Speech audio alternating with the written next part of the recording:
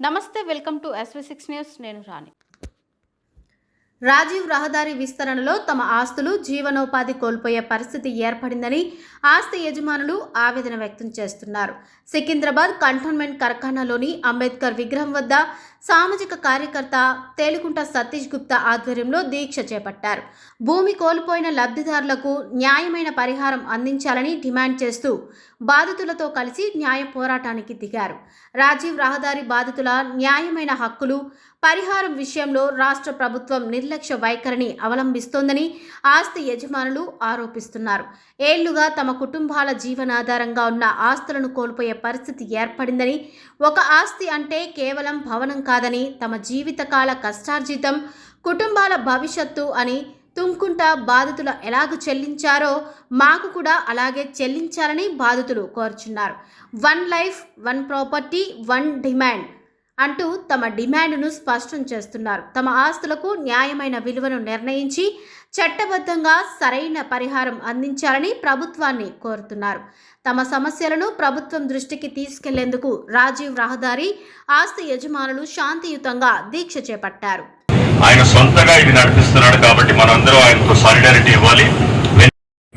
Here with us to show the solidarity of the club, the president himself has come today to garland Satish and encourage him and say that we are all with you.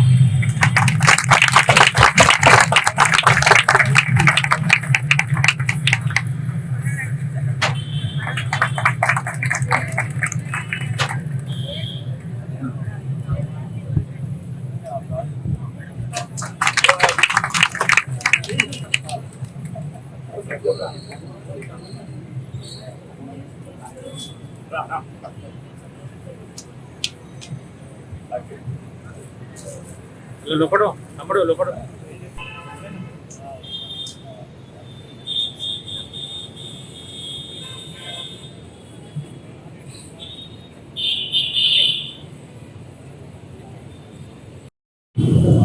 ఇంకొక విషయం, ఒక government land, defence land తీసుకోవాలంటే సీఎంలు, మినిస్టర్లు వాళ్ళందరూ కూడా 10 సార్లు చక్కెర కొట్టి, ఢిల్లీకి చక్కెర కొట్టి, ఇక్కడ కొట్టి, అక్కడ కొట్టి గవర్నమెంట్ ల్యాండ్ తీసుకోవడానికి వరకు 10 ఏళ్ళు 15 ఏళ్ళు టైం గడిపి 10-15 మీటింగ్లు పెట్టి వాళ్ళకు ఆల్టర్నేటివ్ ల్యాండ్ కూడా ఇచ్చి వాళ్ళకు వాల్యుయేషన్ కూడా కట్టి ఇచ్చి ఒక ఆర్డినరీ కామన్ మ్యాన్ ఒక ఎమోషనల్ గా పడి జీవితం అంతా కష్టపడి 2 సంవత్సరాలుగా తెర వెనుక సతీష్ అన్న తన మాటల్లో చెప్పారు.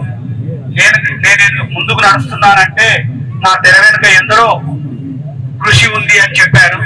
అది ఆయన సింప్లిసిటీకి నిదర్శనంగా భావించవచ్చు. నా పేరు విద్యాసాగర్, నేను అల్వాలో ఉంటాను. మా ప్రాపర్టీ తుంకుంటలో ఉంది. నేను ఒక రకంగా చాలా లబ్ధిదారుని.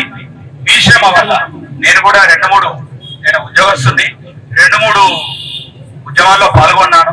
ఎక్కువగా రాలేదు, కానీ ఇది నా కర్తవ్యంగా భావించి ఈరోజు నేను సగం రోజు లీవ్ పెట్టి మీ ముందుకు రావడం జరిగింది.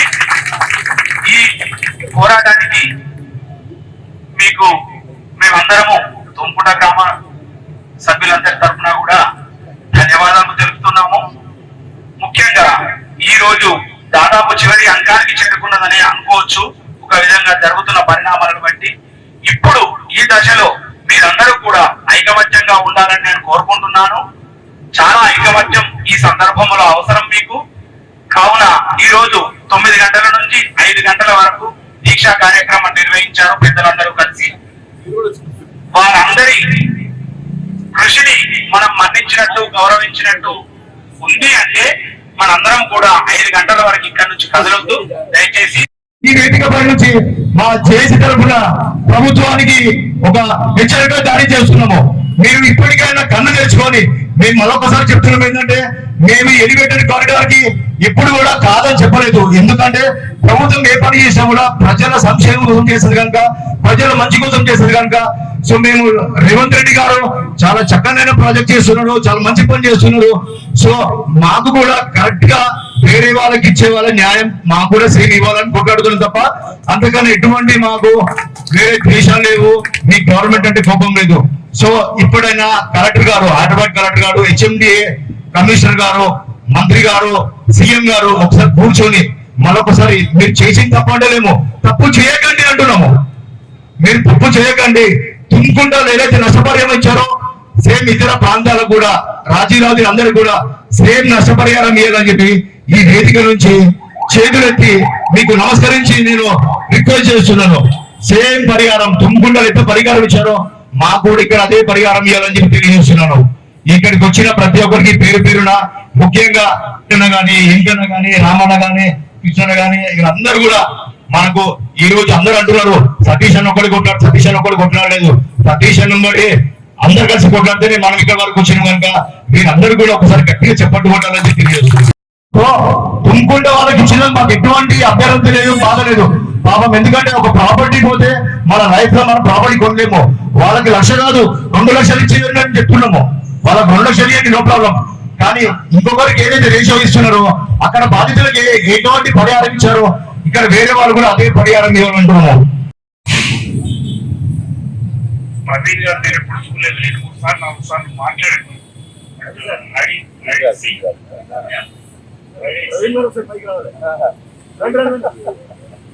సూర్యప్రకాష్ నేను ఇద్దరం ఒకే కాలనీలో ఉంటున్నాము దండమూడి దగ్గర. నాకు కూడా ఇక్కడే ఎగ్జిక్యూటివ్ కాంప్లెక్స్ నాదే. సో నేను కూడా డిఫరెంట్ కెపాసిటీస్ యొక్క ల్యాండ్ అక్విజిషన్ డీల్ చేసిన ఆఫీసర్. ఒక 11,000 ఎకరాల ల్యాండ్ ఎన్టీపీసీకి రామగుండంలో 1979 నుంచి 82 వరకు కంప్లీట్ గా అక్వైర్ చేసి రిహాబిలిటేషన్ కాలనీలు 6 గ్రామాలను కంప్లీట్ గా మేము అప్రూవ్ చేసి డిస్ప్లేస్ చేసి ల్యాండ్ లాస్ట్ పర్సన్స్ గా డిక్లేర్ చేసి వాళ్ళందరికీ ఒక పునరావాస గ్రామాలు కల్పించిన మొత్తం బాధ్యత 78 అక్టోబర్ 27 నుంచి 14 జనవరి వరకు నా భుజస్కంధాల మీదే జరిగింది. తర్వాత ఎన్నో కంపెనీల మీద తిరిగాం, అమెరికాలో ల్యాండ్ అక్విజిషన్ చేసాం, గుజరాత్ లో మహారాష్ట్రలో ఇక్కడ కూడా జెన్కోలో నేను డైరెక్టర్ ఉంది. సో ల్యాండ్ అక్విజిషన్ గురించి నాకు బాగా తెలుసు. ఈ ఎన్నో పబ్లిక్ ఇంట్రెస్ట్ ఇష్యూస్ లోపల ల్యాండ్ అక్విజిషన్ తీసుకోవడం అనేది అనివార్యం. కానీ అప్పుడు మా సూర్యప్రకాష్ రెడ్డి కరెక్ట్ చేశాడు. ఆ ఫేర్ వాల్యూ అంటే పాత రోజుల్లో ల్యాండ్ అక్విజిషన్ యాక్ట్ ఇప్పుడు బ్రిటిషర్స్ లో పాస్ చేసిన land acquisition act totally one sided, government sided, absolutely unilateral, absolutely what you call arbitrary, absolutely నెల్సన్స్ ఐడెంటమ్ ఇంగ్లీష్ లో. అంటే ఒక చిన్న చూపుతోని భూములు కోల్పోయిన వాళ్ళ మీద ఏ రోజు కూడా ఇంత సానుభూతితో లేకుండా కలెక్టర్లు కానీ ఎవరైనా కానీ వట్టి రొటీన్ గా స్టీరియో టైప్ గా మెకానికల్ గా అబ్సల్యూట్లీ హ్యూమన్ టచ్ లేకుండా అక్విజిషన్ చేసే సాంప్రదాయం మనకు ఉంది. కానీ మొదటిసారి 2013 లో ఈ బాధ్యత ఏ గవర్నమెంట్ మీద ఉంది. గవర్నమెంట్ ఎప్పుడు కూడా ఏం ఆలోచిస్తుందంటే ఈ ఎక్స్చెకర్ అంటే మన ప్రభుత్వానికి దీని వల్ల చాలా ఆర్థిక భారం పడుతుంది అనుకుంటారు. కాదు, ఇది భారమే కాదు, ఇది ఆలోచన తప్పు. ఎందుకంటే భారం అనేది చిన్న కాంట్రాక్ట్ లో నేను ఎగ్జాంపుల్ చెప్తాను. చిన్న కాంట్రాక్ట్ లో మైనర్ మిస్టేక్ ఒక క్లాజ్ పెట్టుకుంటే వాడికో 10-11 కోట్లు 20 కోట్లు కంపల్సేషన్ ఇచ్చేస్తారు అంటారు. వాడు ఎవరికో ఇంకో కాంట్రాక్ట్ ఇచ్చేస్తారు. సో డెఫినెట్ గా ఏంటంటే గవర్నమెంట్ ఈ బాధితులు ఎవరైతున్నారో వాళ్ళందరినీ కలిసి మాట్లాడి పద్ధతి ప్రకారంగా వాళ్ళ బాధలు అర్థం చేసుకొని ఫేర్ మార్కెట్ వాల్యూ ఇవ్వమని చెప్పి ఒకటే మన డిమాండ్. నాకు మొదటి ఇందులో కొంతమంది రిక్విజిషన్లు ఫైల్ చేశారు, కొంతమంది స్టేలు తీసుకొచ్చాను, నేను కూడా స్టే తీసుకొచ్చాను, స్టే తీసుకొచ్చాం. అయినా అసలు మనం కంపల్సరిగా కాన్ఫిడెన్స్ లో తీసుకొని దీన్ని సామరస్యంగా పరిష్కారం చేయడం ఈజీ. ఓన్లీ డబ్బులు ఎక్కువ కట్టాలంటాం. ఏముంది ఇప్పుడు గవర్నమెంట్ మిలిటరీ వాళ్ళకి 500 ఎకరాల కదా వేరే కాడ ఇచ్చారు, అక్కడ ల్యాండ్ అక్విజిషన్ చేసి తీసుకుంటాం. మరి అలాంటి మనం ప్రైవేట్ పర్సన్ మాత్రం ఎందుకు? గవర్నమెంట్ సాక్రిఫైస్ చేయరు, బట్ ప్రైవేట్ పర్సన్ సాక్రిఫైస్ చేయాలి. ఇది ఎక్కడ న్యాయం అండి? అందుకని ఏంటంటే ఫేర్ వాల్యూ అనేది కంపల్సరీ. ఫేర్ వాల్యూ ఏంటి? కన్సెంట్. మనందరం కలిసి కూర్చొని వాళ్ళు 10 అటు ఇటు ఎక్కువ తక్కువ, ఇక్కడ ఎవరు స్వార్థపరులు లేరు, ఇక్కడ కోల్పోతున్నారు కాబట్టి, నిరాశ అవుతున్నారు కాబట్టి, జీవన ఆధారం పోగొట్టుకుంటారు కాబట్టి, కొంతమంది డెఫినెట్ గా దీని మీద బ్రతికే వాళ్ళు ఉన్నారు కాబట్టి, వీళ్ళందరినీ దృష్టిగా ఏదైతే ఫీలింగ్స్ ఉన్నాయో అవి సెన్సిటైజ్ గా టచ్ చేసి ఫేర్ వాల్యూ అనేది తప్పకుండా ఇవ్వాలి. అండ్ షాకింగ్ న్యూస్ ఏంటంటే తుమ్కుంటలో పట్ల 11,500 రూపీస్ కార్డు వాల్యూ ఉంది, 1 lakh కంపెన్సేషన్ ఇచ్చి 11,500 కార్డు వాల్యూ ఉన్నాడికి 1 lakh కంపెన్సేషన్ ఇచ్చి మన వాళ్ళు ఎవరు చెప్పారు ఇవ్వాలి. 1 lakh కాదు, 1.5 ఇవ్వండి. we express total solidarity. We are happy, we congratulate them. But ఇక్కడ 55,000, 35,000, 40,000 ఉన్న వాళ్ళకు 1,45,000, 140 కూడా అసలు ఏం పద్ధతి? దీనికి ఏం justification? Absolutely baseless. It is totally discriminatory. It is totally కోర్టులో కూడా అసలు కోర్టులో జడ్జి కనుక ఇది చూసినట్టయితే వాళ్ళు నిజంగా లైవ్ సిచ్యువేషన్ లో ఇది అండర్స్టాండ్ చేసుకుంటే ఇంత పక్షపాత ధోరణి ఎవరు కూడా దీన్ని హర్షించరు. ఇది చాలా దుర్మార్గమైన చట్టం, ఇది బాధితులకు నష్టం కలిగిస్తుంది అని చెప్పే కొత్తగా ఈ పేరు మనము దాన్ని బేసిస్ మీద హైదరాబాద్ లో ఏ విధంగా ల్యాండ్స్ పెరిగినాయి, రేట్లు పెరిగినాయి, తర్వాత పబ్లిక్ యూటిలిటీ కోసం మనం సాక్రిఫైస్ చేసినటువంటి ప్లేస్ కు ఇంతకుముందు చెప్పినట్టు ఫేర్ వాల్యూ అనేది ఉండాలి కంపల్సరీగా. That market value, book value కాకుండా, కార్డ్ వాల్యూ కాకుండా ఇప్పుడు ప్రివలెంట్ వాల్యూ అనేది మనం చూసుకుంటాం జనరల్ గా. దాంట్లో కూడా 3 times మళ్ళీ ఎక్కువ ఇవ్వాల్సినటువంటి చట్ట ప్రకారం కూడా ఉన్నది. సో కాబట్టి ఈరోజు మీరు చేసినటువంటి డిమాండ్ చేస్తుందో డెఫినెట్ గా నేను మన ఎంపీ గారు కూడా ఇదే ప్లేస్ కాబట్టి వారితో కూడా మాట్లాడతాను. ఈ యొక్క కమ్యూనిటీ ల్యాండ్ అప్పుడు నేను ఎమ్మెల్సీగా ఉన్నప్పుడు నేను కౌన్సిల్ లో కూడా దీని విషయంలో మాట్లాడడం జరిగింది.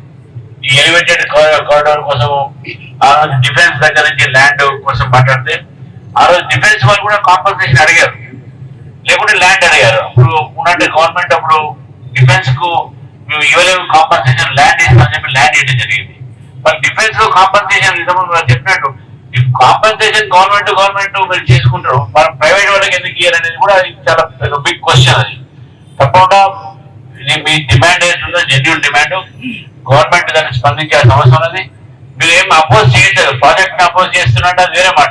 కానీ ప్రాజెక్ట్ కు సపోర్ట్ చేస్తూ ఆ ప్రాజెక్ట్ లో పోయినటువంటి ఒక మా ల్యాండ్ ఏస్తున్నదో దానికి ఫేర్ వాల్యూ మాకు ఏదైతే చెప్పేసి అడగడంలో పూర్తిగా జస్టిఫైడ్. నేను మీ యొక్క డిమాండ్ అంగీకరిస్తున్నాను. తప్పకుండా నేను నా తరఫు నుంచి కూడా నేను ప్రభుత్వం తీసుకెళ్తాను. ఎవరైనా తప్పకుండా మీతో ఉంటా అని చెప్పేసి కూడా నేను తప్పకుండా నేను రేపే నేను ముఖ్యమంత్రి గారికి కూడా ఉత్తరం కూడా రాయడం జరుగుతుంది. ఈ విషయంలో అండ్ మై పార్టీ అండ్ మా ఎంపీ గారు కూడా నేను మాట్లాడతాను. వాళ్ళ పార్లమెంట్ ఉన్నారు, నాకు పొద్దున ఫోన్ చేసిన కలవలేదు నాకు. మీకు డెఫినెట్ గా టుమారో స్పీక్ రాజేంద్ర గారిని మాట్లాడి and try my level best senior justice. ఇంకా చాలా మంది సీనియర్ సిటిజన్స్ ఉన్నారు, ఎన్నో కాలం నుంచి ఆ ప్లేస్ లో ఉండి బిజినెస్ చేస్తూ అది పోతుందంటే ఒక ఎమోషనల్ అటాచ్మెంట్ కూడా ఉంటుంది ఆ ప్లేస్ తోని.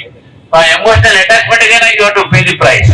సో కాబట్టి రెండు కూడా ఒక ఫేర్ వాల్యూ ఒకటి, మన ఎమోషనల్ అటాచ్మెంట్ ఒకటి, తర్వాత మన సాక్రిఫైసింగ్ నేచర్స్ తోని we are not object to the project but we are in fact giving it something to the project. కాబట్టి ఈ రోజు మీ అందరికి కూడా నేను తప్పకుండా ఆశ్వాసన చేస్తున్నాను. I definitely stand with by you and with you. ఇక్కడ ఎవరికైతే నిర్వాహకులు అవుతున్నారో ఎవరైతే కానీ ఈ ప్రాజెక్టులో పోటీలో ల్యాండ్ రోడ్ వైద్యం విషయంలో కాంపెన్సేషన్ కోసము ఇక్కడ వాసులు వారందరూ కూడా న్యాయం కోసం కోరి వారికి ఇస్తున్నటువంటి ఒక కాంపెన్సేషన్ ఉన్నాయో అది సరైనటువంటి ఒక వాల్యూకు తగ్గట్లేదు. కాబట్టి పక్కన ఉన్నటువంటి తూముకుంటాలో దాదాపు 10 టైం ఎక్కువ ఇచ్చారు. 10,000 అక్కడ దాదాపు పైకింపు కార్డ్ వాల్యూ ఉంటే దానికి 10% ఎక్కువ ఇచ్చినటువంటి ఒక పరిస్థితి మనం చూస్తున్నాం. 1,00,000 పైగా అక్కడ ఇవ్వడం జరిగింది. కానీ ఈ ప్రాంతంలో ఇంకా అది అర్బన్ ఏరియా, ఇది ఇంకా చాలా ఫారెస్ట్ ఏరియా. ఇక్కడ మాత్రం ఎక్కువ ఉన్నప్పుడు కూడా దానికి కూడా అదే ఒక లెక్క ఇవ్వకుండా తక్కువ ఇస్తున్నటువంటి పరిస్థితిగా చూస్తాం. కాబట్టి ఇక్కడ కూడా పబ్లిక్ డిమాండ్ చేస్తున్నారు, మీరు తూముకుంటారో ఏ పర్సంటేజ్ పెంచారో హైక్ చేశారో ఇక్కడ కూడా అదే ప్రపోజల్గా హైక్ చేయాలని చెప్పేసి కూడా వాళ్ళు చేస్తున్న డిమాండ్కు భారతీయ జనతా పార్టీ పూర్తిగా మద్దతు. ఈ యొక్క ఏదైతే ప్రాజెక్టు ఎవరు అపోజ్ చేయట్లేదు, పబ్లిక్ యూటిలిటీ కోసం అందరూ కూడా సపోర్ట్ చేస్తున్నారు. కాబట్టి ప్రజల ఒక సంబంధించినటువంటి వాళ్ళ త్యాగ గుణాన్ని కూడా మనం గుర్తించి ప్రభుత్వము కాంపన్సేషన్ పెంచాల్సిందిగా నిరాహార దీక్ష చేపట్టింది. ఎందుకంటే గత 2 సంవత్సరాల నుంచి మేము అధికారుల కాలావేలపడి, మంత్రుల కాలావేలపడి మేము రోడ్డు విస్తరణ తక్కువ చేయాలని చెప్పి కోరడం జరిగింది. మేము ఇన్ని రోజులు కూడా మేము మనుషులతో మాట్లాడతాం అనుకున్నాం, కానీ మేము మాట్లాడినంత గోడలతో నీళ్ళతో మాట్లాడాలనుకున్నాం. ఇప్పుడే మాకు స్పష్టమైంది. సో మేము ఎవరం కూడా ప్రాజెక్టు వ్యతిరేకం కాదు. మేమేమంటున్నామంటే మాకు నష్టపరిహారము, మంచి నష్టపరిహారం ఇవ్వాలని చెప్పి ఈరోజు తీసుకెళ్ళబడుతున్నాము. ఎలా అయితే తుంగుకుండాలో ఇప్పుడు అక్కడ 10,600 రూపాయలు స్క్వేర్ యార్డ్కి కార్గాలి ఉంటే అక్కడ ₹1,00,000 ఇచ్చారు. మా మిగతా అంటే విక్రమ్పురి, కార్ఖానా, లాల్ బజార్, తిరుమలకి, లోతుకుంట, అల్వాల్ అందరూ కూడా సరైన నష్టపరిహారం ఇవ్వాలని చెప్పి అదే రేషియోలో నష్టపరిహారం ఇవ్వాలని చెప్పి మేము డిమాండ్ చేస్తున్నాము. ముఖ్యమంత్రి గారికి మేము మీ ద్వారా ఏం తెలియజేస్తున్నామంటే ఒకసారి మీ అధికారుల్ని, కలెక్టర్ కానీ అంటే డిప్యూటీ కలెక్టర్ పిలిచి చర్చించండి. మేము ఎన్నిసార్లు వాళ్ళకి లెటర్లు ఇచ్చామో, ఎన్నిసార్లు మేము వినతి పత్రం ఇచ్చామో, ఎన్నిసార్లు నిరసన వ్యక్తం చేశామో వాళ్ళు ఎవరు చూపడించుకోలేదు. అంతేకాకుండా ముఖ్యంగా 2 సంవత్సరాల కింద మేము కోర్టులో కేసు, హైకోర్టులో సుమారు 600 కేసులు వేసాము. ఇంతవరకు మా రిపిటిషన్స్ కి కౌంటర్ ఫైల్ చేయలేదు. ఇది ఎంత అన్యాయం ఇది? అంటే వాళ్ళ చట్టం వాళ్ళకు న్యాయం, మాకు న్యాయం ఉంటుందా? వాళ్ళు ఇంత అపీల్ చేయరు కదా. వాళ్ళు ఏం తప్పు చేస్తారో మేము ఏం చేస్తామో ఇంతవరకు తెలుసుకోకుండా ఇష్టం కూడా జరిగిపోతున్నారు. అది కాకుండా మన B3 land owner, B3 land ఓనర్లు కూడా వాళ్ళ గురించి ఒక విషయం చెప్పాలి. B3 ల్యాండ్ ఓనర్స్ కూడా మన ఓనర్లే. వాళ్ళు కూడా వాళ్ళు ట్యాక్స్ కట్టి రిజిస్ట్రేషన్ చేయించుకున్నారు, కంటోన్మెంట్ ట్యాక్స్ కడుతున్నారు. వాళ్ళకి ఈ రోజు మేము ఏం నష్టపరిహారం ఇవ్వంటే వాళ్ళకి కావాలా? సో వాళ్ళకు కూడా సరైన న్యాయం ఇవ్వాలి. ఇప్పుడు 300 కోట్లు ప్రభుత్వం వాళ్ళకి ఇచ్చేసింది, కంటోన్మెంట్ ఇచ్చేసింది. వాళ్ళు వీళ్ళందరూ ఎక్కడ పోవాలి? సో కంటోన్మెంట్ బోర్డు CEO గారికి చెప్తున్నాము, వాళ్ళ B3 ల్యాండ్ లో పిలిపించి వాళ్ళకి సరైన న్యాయం చేయాలి. ఎందుకంటే వాళ్ళు కలెక్టర్ గారు ఏమంటున్నారంటే ఆ 303 కోట్ల ఈ B3 ల్యాండ్ అమౌంట్ కూడా ఉందని చెప్పారు కనుక వాళ్ళకి ఇచ్చి సరైన న్యాయం చేయాలని డిమాండ్ చేస్తున్నాడు. అదే కాకుండా కార్ఖానాలు చాలా మందికి ఇప్పుడు బోయిన్పల్లిలో తాపేట అనేది కార్ఖానా వరకు వస్తుందన్నమాట. సో తోకట విలేజ్ అనేది, తప్పట విలేజ్ వాళ్ళకి ₹1,00,000 ఇస్తారంట. మా పక్క ఉన్న వాళ్ళకి మాకు ₹1,40,000. సో అటువంటి వ్యత్యాసం చేయకుండా ప్రాంతం చెక్ చేయండి కలెక్టర్ గారు. వాళ్ళు ఇచ్చేసి స్థానికంగా ఉన్న సమస్యలు తెలుసుకొని నష్టపరిహారం విషయంలో వాళ్ళు సరైన న్యాయం చేయాలని డిమాండ్ చేస్తున్నాం. ప్రాజెక్టు మేము వ్యతిరేకం చేస్తున్నాము. ఇప్పటికన్నా ప్రభుత్వం కళ్ళు తెలుసుకొని ముంగడు రాకపోతే మాత్రము ఖచ్చితంగా కలెక్టర్ ఆఫీస్ ముట్టడిస్తాము, ఆర్డీ హౌస్ ముట్టడిస్తాము. లాస్ట్కి ఎవరు లేకపోతే మాత్రం ఇక మనం సీఎం ఇంటికి ముట్టడి ఇచ్చే ప్రయత్నం చేస్తామని చెప్పి మీ